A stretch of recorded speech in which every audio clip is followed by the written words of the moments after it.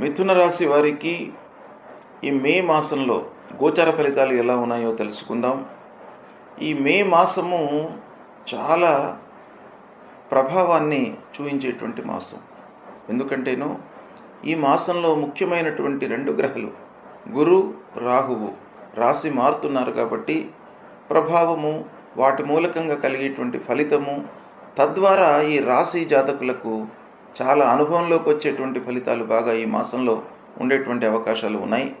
అయితే ఈ మాసంలో 14వ తారీఖు వరకు మేషరాశిలో సూర్యుడు సంచరిస్తున్నాడు. తదనంతరం వృషభ రాశిలోకి ప్రవేశిస్తున్నాడు. కుజుడు కర్కాటక రాశిలో సంచరిస్తున్నాడు. బుధుడు 3 రాశులలో సంచరిస్తున్నాడు ఈ మాసంలో. 6వ తారీఖు వరకు మీనంలో, 23వ తారీఖు వరకు వృషభంలో, 6వ తారీఖు వరకు మీనంలో, 23వ తారీఖు వరకు మేషంలో, 31వ తారీఖు వరకు వృషభ రాశిలో సంచరిస్తున్నాడు. ఇక గురువు 14వ తారీఖు వరకు వృషభ రాశిలో సంచరిస్తున్నాడు. 14 తర్వాత మిథున రాశిలో సంచరిస్తున్నాడు. శుక్రుడు మీనరాశిలో సంచరిస్తున్నాడు. శనీశ్వరుడు కూడాను మీనరాశిలో సంచరిస్తున్నాడు. రాహు 18 వరకు మీనరాశిలో సంచరిస్తున్నాడు. తదనంతరం కుంభరాశిలోకి ప్రవేశిస్తున్నాడు. కేతు 18వ తారీఖు వరకు కన్యారాశిలో సంచరిస్తున్నాడు. తదనంతరం సింహరాశిలోకి ప్రవేశిస్తున్నాడు. ఈ విధంగా గ్రహస్థితి ఈ మాసంలో ఉంది. అయితే ఈ గ్రహస్థితి మూలకంగా మిథున రాశి జాతకులకు ఏ స్థానాలలో గ్రహాలు సంచరిస్తున్నాయి, వాటి యొక్క ప్రభావం ఏ విధంగా ఉంది అనేటువంటి విషయాన్ని మనం చూసినట్టయితే, సూర్యుడు ఏకాదశ స్థానంలో సంచరిస్తున్నాడు. ప్రారంభంలో అంటే 14వ తారీఖు వరకు ఏకాదశం అనుకూలంగా ఉంది. తదనంతరం ద్వాదశ స్థానంలోకి ప్రవేశిస్తున్నాడు. కుజుడు ద్వితీయ స్థానంలో సంచరిస్తున్నాడు. బుధుడు దశమ ఏకాదశ స్థానంలో సంచరిస్తున్నాడు. లాస్ట్లో మాసాంతంలో ద్వాదశంలోకి ప్రవేశిస్తున్నాడు. గురువు ద్వాదశ జన్మస్థానాల్లో సంచరిస్తున్నాడు. శుక్రుడు దశమ స్థానంలో సంచరిస్తున్నాడు. శనీశ్వరుడు కూడాను దశమ స్థానంలో సంచరిస్తున్నాడు. రాహువు దశమ భాగ్యస్థానాల్లో సంచరిస్తున్నాడు. కేతువు ప్రారంభంలో 18వ తారీఖు వరకు 4వ స్థానంలో సంచరిస్తున్నాడు. తదనంతరం 18 తర్వాత కేతు భగవానుడు 3వ స్థానంలోకి ప్రవేశిస్తున్నాడు. ఇది అనుకూలంగా ఉంది. ఈ విధంగా ఈ స్థానాలలో గ్రహస్థితి ఉంది మిథున రాశి వారికి. అయితే ఈ గ్రహస్థితి, ఈ స్థానాలలో సంచరిస్తున్నటువంటి గ్రహాల యొక్క ప్రభావం ఎలా ఉంది? ముఖ్యంగా సంవత్సరం పొడుగు ఈ రాశి పైన ప్రభావం చూపించేటువంటి గ్రహాలతో పాటుగా మాసవారీ ఫలితాలపై ప్రభావాన్ని చూపించేటువంటి గ్రహాలను కూడాను మనం ఈ మాసంలో ఎలాంటి ఫలితాలు ఇవ్వబోతున్నాయి అనేటువంటి విషయాన్ని మనం సాముదాయికంగా, సమిష్టిగా మనం ఆలోచించినట్టయితే, ఈ మాసంలో గ్రహస్థితి ఓవరాల్గా మిశ్రమంగా ఉంది. 1-2 వారాలు కొంత అనుకూలంగా ఉంటాయి. 3-4 వారాలలో ప్రతికూల ఫలితాలు గోచరిస్తున్నాయి. ఇక ప్రారంభించినటువంటి పనులలో కొంత ఆలస్యము గోచరిస్తుంది. నిర్ణీత సమయంలో పనులు పూర్తి కాకపోవడంతో ఆర్థిక భారము పెరిగేటువంటి అవకాశాలు ఉన్నాయి. రుణ బారిన పడేటువంటి అవకాశాలు కూడాను బాగా కనబడుతున్నాయి. ఇకపోతే వ్యాపారస్తులకు మాత్రము అనుకూలంగా ఉంది. నిత్యం చేసేటువంటి వ్యాపారము, ఆల్రెడీ మీరు చేస్తున్నటువంటి వ్యాపారము లాభదాయకంగానే కొనసాగుతుంది. వ్యాపారులకు ఓవరాల్గా ఈ మాసం బాగా అనుకూలంగా ఉంటుంది. క్రయ విక్రయాలు లాభసాటిగా కొనసాగుతాయి. ఇక ఉద్యోగస్తులకు ఈ మాసం ప్రారంభంలో ఆఫీసులో పనులు నెరవేరేటువంటి అవకాశాలు ఉన్నాయి. అధికారులతో స్నేహంగా ఉండడానికి ప్రయత్నాలు చేస్తారు, చేయాలి కూడాను. ఇక పనితనానికి గుర్తింపు లభించేటువంటి అవకాశం ఈ మాసంలో కనబడుతుంది. చేపట్టినటువంటి ప్రయాణాలు అనుకూలిస్తాయి. ప్రారంభించినటువంటి పనులలో సమయస్ఫూర్తితో మీరు నిర్ణయాలు తీసుకునేటువంటి అవకాశాలు ఉన్నాయి. వాహన మూలకంగా ఖర్చు పెరుగుతుంది. జాగ్రత్త కూడాను అవసరము. అనవసరమైనటువంటి రిపేర్లు ముందుకు వస్తాయి. వాహనముల మూలకంగా కొంత ఇబ్బందులను ఎదుర్కొనేటువంటి అవకాశాలు గోచరిస్తున్నాయి. బంధువులు, స్నేహితులు ప్రేమానురాగాల కొరకై మీరు ప్రయత్నాలు చేయాలి. అంటే బంధువులు, ఆత్మీయులు, స్నేహితులు, చిన్ననాటి మిత్రులు, వీళ్ళందరి యొక్క వాత్సల్యానికి మీరు గురి అయ్యి వాళ్ళ యొక్క సూచనలను, సలహాలను మీరు తీసుకున్నట్టయితే సత్ఫలితాలను పొందేటువంటి అవకాశాలు గోచరిస్తున్నాయి. ఇక శుభకార్యాలు చేస్తారు. శుభకార్యాల మూలకంగా కొంత ఖర్చులు పెరిగేటువంటి అవకాశాలు గోచరిస్తున్నాయి. పిల్లల చదువు, ఉద్యోగ ప్రయత్నాలు, విదేశీ ప్రయాణాలు బాగా కలిసి వస్తాయి. ఈ మాసంలో నిర్మాణాత్మకమైనటువంటి పనులు చేపడతారు.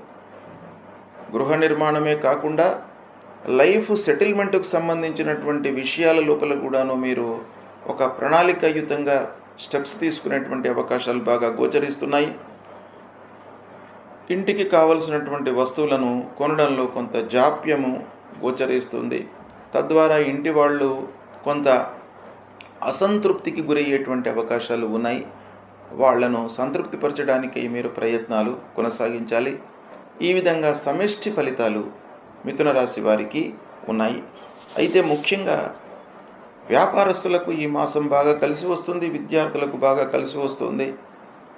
ఉన్నత విద్యకై చేసేటువంటి ప్రయత్నాలలో కొంత అనుకూలత ఉంది. ఇక ముఖ్యంగా రాహువు ప్రతికూలంగా ఉన్నప్పటికీ కేతువు 18వ తారీఖు తర్వాత అనుకూలమైనటువంటి స్థానంలోకి ప్రవేశిస్తున్నాడు కాబట్టి దైవభక్తి పెరిగేటువంటి అవకాశాలు బాగా కనబడుతున్నాయి. తద్వారా మీరు చేపట్టినటువంటి పనుల లోపల విఘ్నాలు ఏవైతే దానికంటే ముందు మీరు ఆలస్యము, ఆటంకాలు, వీటి మూలకంగా సమస్యలు ఏవైతే ఎదురైనాయో అవి 18 తర్వాత మీకు పరిష్కరించబడేటువంటి అవకాశాలు బాగా కనబడుతున్నాయి. నిర్విఘ్నంగా పనులు కొనసాగుతాయి. ఈ విధంగా ఫలితాలు ఉన్నాయి. కాబట్టి కొంత ఆలోచించి మీరు నిర్ణయాలు తీసుకున్నట్టయితే మీకు మిథున రాశి జాతకులకు ఈ మాసంలో అనుకూలమైనటువంటి ఫలితాలు ఉండే అవకాశాలు ఉన్నాయి. గ్రహస్థితి ప్రతికూలంగా ఉన్నప్పుడు మనం చేసుకోవలసినటువంటి కర్తవ్యాలు 2 మనకు శాస్త్రంలో చెప్పబడి ఉన్నాయి. ఒకటి, మనము స్వయంగా భౌతికంగా కొన్ని రెక్టిఫికేషన్స్ చేసుకోవాలి. రెండవది, భగవంతుడి యొక్క అనుగ్రహం కొరకై ఆ గ్రహాలకు సంబంధించినటువంటి పరిహారాలు చేసుకోవాలి. అందులో ముఖ్యంగా గురువు ప్రతికూలంగా సంచరిస్తున్నటువంటి సమయం లోపల గురువుకు సంబంధించినటువంటి మూల మంత్రాన్ని జపించుకోవడము, దేవానాంచ ఋషీణాంచ గురుం కాంచన సన్నిభం వందనీయం త్రిలోకానాం తన్నమామి బృహస్పతిం అనేటువంటి ఈ మూల మంత్రాన్ని కనీసం ప్రతినిత్యము 16 సార్లు, ఇంకా ఎక్కువ చేసుకోగలిగితే మంచిదే, కనీసం 16 సార్లు మీరు ఈ జపాన్ని పఠించినట్టయితే ఆ గురు భగవానుడి యొక్క అనుకూలత మీకు కలుగుతుంది. ఇక అంతేకాకుండా మీరు ముఖ్యంగా ఈ జపంతో పాటుగా కొన్ని దానాలు కూడాను ఈ గురు ప్రీత్యర్థమై చేసుకోవడము మంచిది. ఏం దానాలు చేసుకోవాలి? పసుపు రంగులో ఉండేటువంటి ఒక వస్త్రం, పసుపచ్చ వస్త్రాన్ని దానంగా ఇవ్వాలి. శనిగలు ఇవి దానంగా ఇస్తూ పుష్యరాగాన్ని మీరు ధరించడానికి ప్రయత్నం చేయండి. కనక పుష్యరాగము అనేటువంటిది నవరత్నాలలో ఉంటుంది, దాన్ని ధరించండి. తర్వాత దక్షిణామూర్తి స్తోత్ర పారాయణం చేసుకోండి. దత్తాత్రేయ స్వామి దేవాలయానికి వెళ్ళండి. గురువులను సందర్శించుకోండి. గురు భక్తిని పెంచుకోవడం మూలకంగా మీకు ఈ గురు యొక్క అనుగ్రహం మీకు లభిస్తుంది. ఇక శనీశ్వరుడు ప్రతికూలంగా ఉన్నప్పుడు, శని ప్రతికూలంగా ఉన్నప్పుడు కూడాను కర్తవ్యాలు మనకు 2, కేవలము భగవంతుడి పైననే వదిలిపెట్టకుండా మానవ కర్తవ్యంగా మనం కూడాను ప్రయత్నాలు చేసుకోవాలి.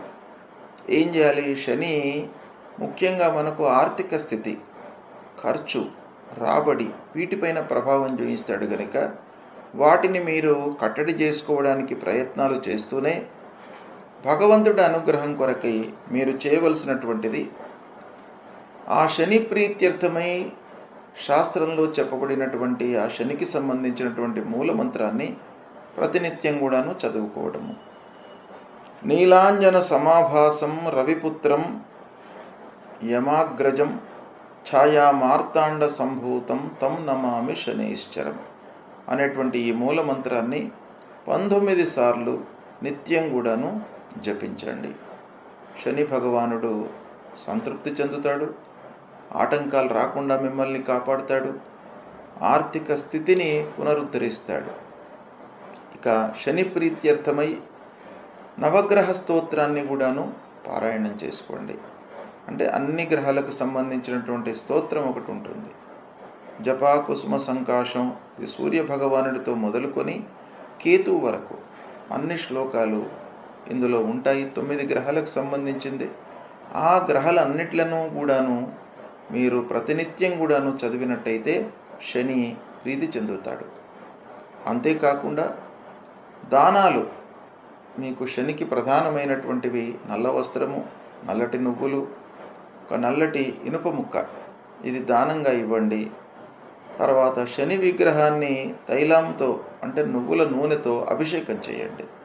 చేసినట్టయితే శని భగవానుడి యొక్క అనుగ్రహం లభిస్తుంది. అంతేకాకుండా శనిని ప్రీతి చేసుకోవడానికి ముఖ్యంగా శివారాధన చేయండి. శివ స్తోత్రాన్ని పఠించండి. శని స్తోత్రము, శివుణ్ణి పూజించడము, ఆంజనేయ స్వామి దేవాలయానికి వెళ్ళడము, హనుమాన్ చాలీసా చదువుకోవడము, ఇవి చేసినట్టయితే శని మూలకంగా కలిగేటువంటి మీకు దుష్ప్రభావము తగ్గుతుంది. ఇక రాహు ప్రతికూలంగా ఉన్నప్పుడు రాహు విషయమై రాహు యొక్క మూలమంత్రాన్ని పఠించండి. అర్ధకాయం మహావీర్యం చంద్రాదిత్య విమర్ధనం సింహికా గర్భసంభూతం తం రాహుం ప్రణమామ్యహం అనేటువంటి ఈ మూలమంత్రాన్ని ప్రతినిత్యం కూడాను 18 సార్లు పఠించండి. రాహు యొక్క అనుగ్రహం లభిస్తుంది. అంతేకాకుండా దుర్గామాతను పూజించండి. మహాకాళి, మహాలక్ష్మి, మహాసరస్వతి స్వరూపిణి అయినటువంటి ఆ దుర్గామాతను ప్రతినిత్యం కూడాను పూజించడం మూలకంగా రాహుకు సంబంధించినటువంటి ప్రతికూలత, దుష్ప్రభావము తగ్గుతుంది. అంతేకాకుండా మినుములు దానం ఇవ్వండి. మినుములను దానం ఇచ్చినట్టయితే రాహు ప్రీతి చెందుతాడు. రాహు మూలకంగా కలిగేటువంటి ప్రతికూలత మీకు తగ్గుతుంది. గోమేధికాన్ని ధరించండి. గోమేధికం అనేటువంటిది నవరత్నాలలో రాహుకు శాస్త్రంలో ఉన్నటువంటి రత్నం గనుక గోమేధికాన్ని ధరించినట్టయితే కూడాను మీకు రాహు ప్రీతి చెందుతాడు. ఇక కేతువు ప్రతికూలంగా ఉన్నప్పుడు కేతు ప్రీత్యర్థమై మూలమంత్రాన్ని జపించండి. ఫలాశ పుష్ప సంకాశం తారకా గ్రహమస్తకం రౌద్రం రుద్రాత్మకం ఘోరం తం కేతుం ప్రణమామ్యహం అనేటువంటి ఈ మూలమంత్రాన్ని ప్రతినిత్యం కూడాను చదవండి. 7 టైమ్స్ చదవండి. 7 సార్లు మీరు ప్రతినిత్యం కూడాను ఈ కేతువుకు సంబంధించినటువంటి మూలమంత్రాన్ని చదువుకోండి. గణేశుణ్ణి, గణపతిని, వినాయకుణ్ణి మీరు పూజించండి. తద్వారా మీకు ఆటంకాలు లేకుండా ఉంటాయి. గణపతిని పూజించి ఉండ్రాళ్ళు నైవేద్యంగా సమర్పించండి. ఆ ప్రసాదాన్ని మీరు భక్షించినట్టయితే ఆ కేతుగ్రహానికి సంబంధించినటువంటి దుష్ప్రభావము తగ్గుతుంది. ఇక ఉలువలు దానంగా ఇవ్వండి. ఇచ్చినట్టయితే కేతు ప్రీతి చెందుతాడు. కేతు మూలకంగా కలిగేటువంటి దుష్ప్రభావము మీకు దూరమవుతుంది. ఇక అంగారకుడు, కుజుడు ప్రధానమైనటువంటి గ్రహ. కుజుడు అర్ధాష్టమ స్థానంలో ఉన్నప్పుడు, అష్టమ స్థానంలో ఉన్నప్పుడు, దశమ స్థానంలో ఉన్నప్పుడు, ద్వాదశ స్థానంలో ఉన్నప్పుడు, ఇలాంటి కొన్ని ప్రతికూలమైనటువంటి స్థానాలలో అంగారకుడు సంచరిస్తున్నప్పుడు అంగారకుడిని ప్రీతి చేసుకోవడానికి అంగారకుడికి సంబంధించినటువంటి పరిహారాలు చేసుకోవాలి. అందులో ముఖ్యంగా అంగారకుడికి సంబంధించినటువంటి మూలమంత్రాన్ని మీరు ప్రతినిత్యం కూడాను జపించడం. అదేంటయ్యానంటే ధరణీ గర్భసంభూతం విద్యుత్ కాంచన సన్నిభం కుమారం శక్తిహస్తంచ మంగళం ప్రణమామ్యహం అనేటువంటి ఈ మూలమంత్రాన్ని ప్రతినిత్యం కూడాను చదువుకోండి. సుబ్రహ్మణ్య స్వామిని సేవించండి. సుబ్రహ్మణ్య స్వామి దేవాలయానికి వెళ్ళి సుబ్రహ్మణ్య స్వామిని ప్రతినిత్యం కూడాను దర్శించుకున్నట్టయితే మీ లోపల భయము, ఆటంకాలు లేకుండా మిమ్మల్ని కాపాడుతాడు. నలుగురి లోపల కూడాను మీరు ధైర్య సాహసాలతో పనులు చేసేటువంటి మనస్తత్వాన్ని మీకు కల్పిస్తాడు సుబ్రహ్మణ్య స్వామి. కనుక సుబ్రహ్మణ్య స్వామిని కొలవండి. మహాలక్ష్మి, మహాసరస్వతి, మహాకాళి స్వరూపిణి అయినటువంటి దుర్గామాతను కూడాను కొలవండి. ఎర్రటి వస్త్రము, కందులను దానంగా ఇవ్వండి. ఈ దాన ధర్మాలు చేయడం మూలకంగా మీకు తప్పకుండా అంగారకుడి యొక్క ప్రీతి కలుగుతుంది. అంగారకుడు మిమ్మల్ని కుజుడు భగవానుడు రక్షిస్తాడు.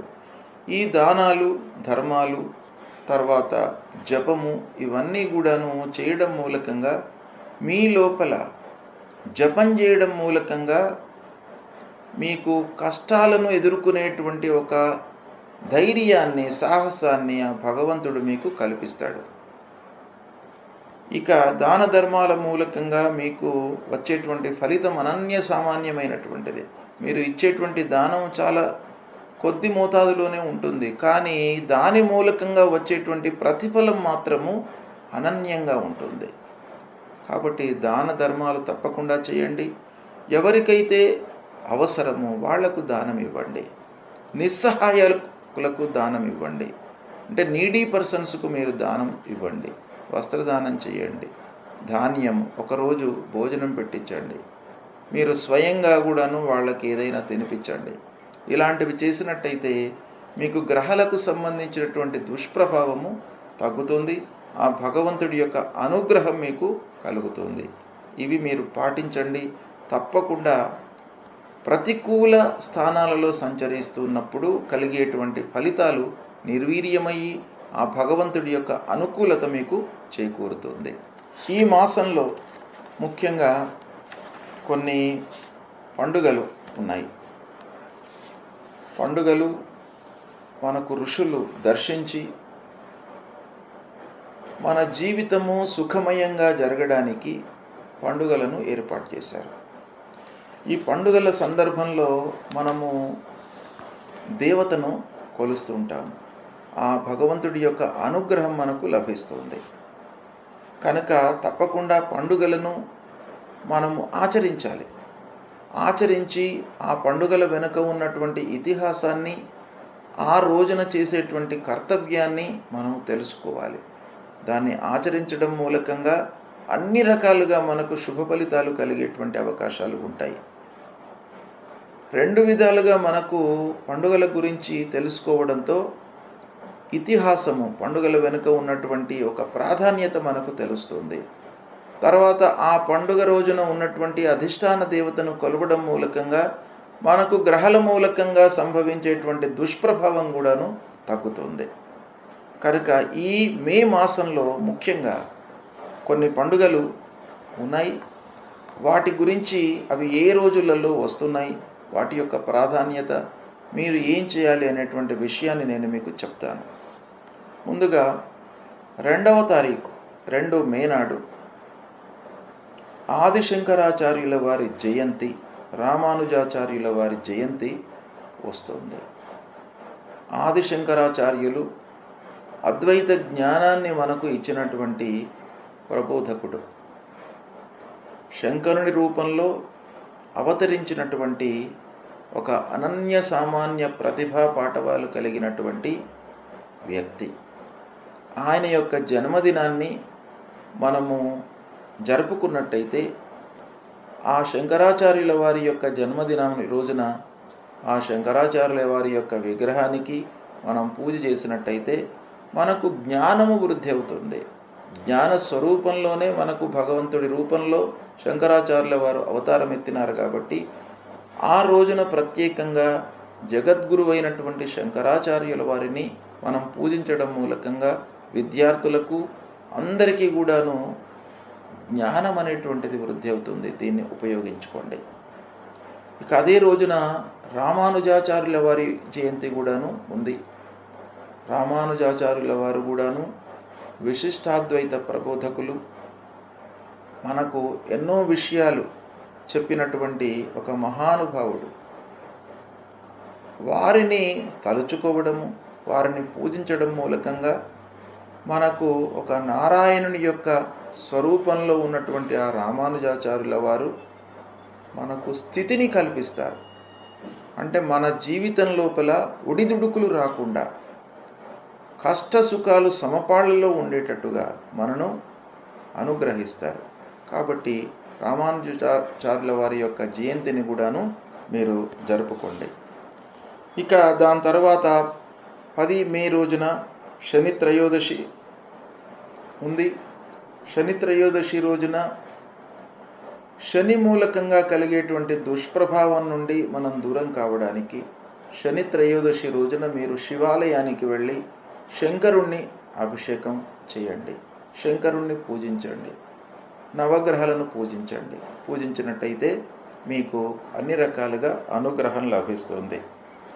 ఇక 11 మే రోజున నరసింహస్వామి యొక్క అవతారము, నరసింహస్వామి జయంతి, నృసింహ జయంతి. ఈ నరసింహస్వామి జయంతిని మనము జరుపుకోవడం మూలకంగా, నరసింహస్వామి దేవాలయానికి వెళ్ళి దర్శనం చేసుకోవడం మూలకంగా మీకు రుణ బాధలు తీరుతాయి, దారిద్ర్యము మీ దగ్గరికి రాకుండా ఉంటుంది, కష్టాలు రాకుండా ఉంటాయి, తర్వాత భయభ్రాంతులకు లోను కాకుండా ఉంటారు. కాబట్టి ఆ నరసింహస్వామి యొక్క దర్శనము ఈ రోజున చేసుకోండి. తర్వాత 15 మే రోజు నుండి పుష్కరాలు ప్రారంభమవుతున్నాయి. ఇవి 12 రోజుల పాటు ఉంటాయి. పుష్కరాలు సరస్వతీ మహానదికి వస్తున్నాయి కనుక సరస్వతీ మహానదికి వెళ్ళి స్నానాలు ఆచరించి పితృదేవతల ప్రీత్యర్థమై అర్ఘ్యాలు వదిలినట్టయితే పితృదేవతల యొక్క అనుగ్రహం మీకు లభిస్తుంది.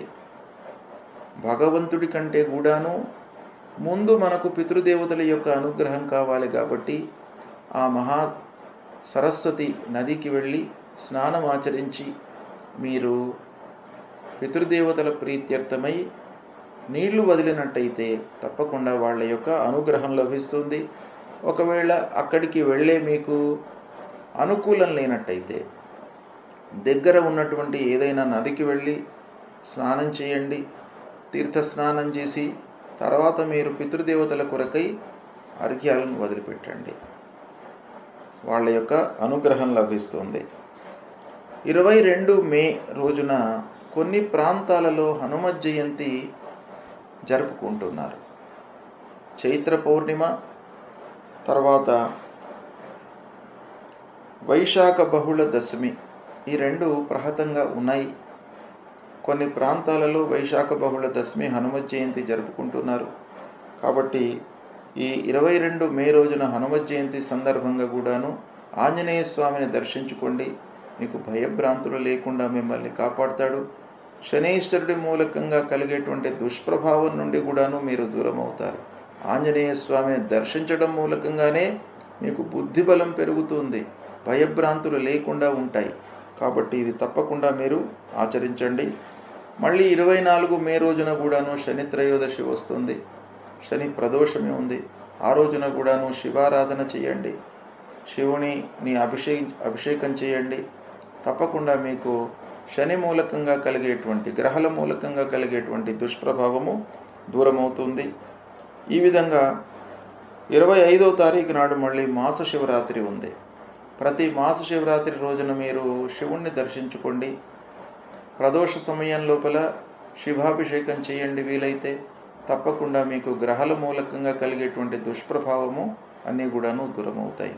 ఈ విధంగా ఈ పండుగలను కూడాను, ఈ మాసంలో వచ్చేటువంటి ముఖ్యమైనటువంటి పండుగలను కూడాను మీరు జీవితంలో వీటిని ఆచరించినట్టయితే ఆ నవగ్రహాల మూలకంగా కలిగేటువంటి దుష్ప్రభావము నిర్వీర్యమవుతుంది, భగవంతుడి యొక్క అనుగ్రహం మీకు లభిస్తుంది. కనుక ఈ పండుగలను కూడాను మీరు ఆచరించండి, శుభ ఫలితాలను పొందండి. శుభం.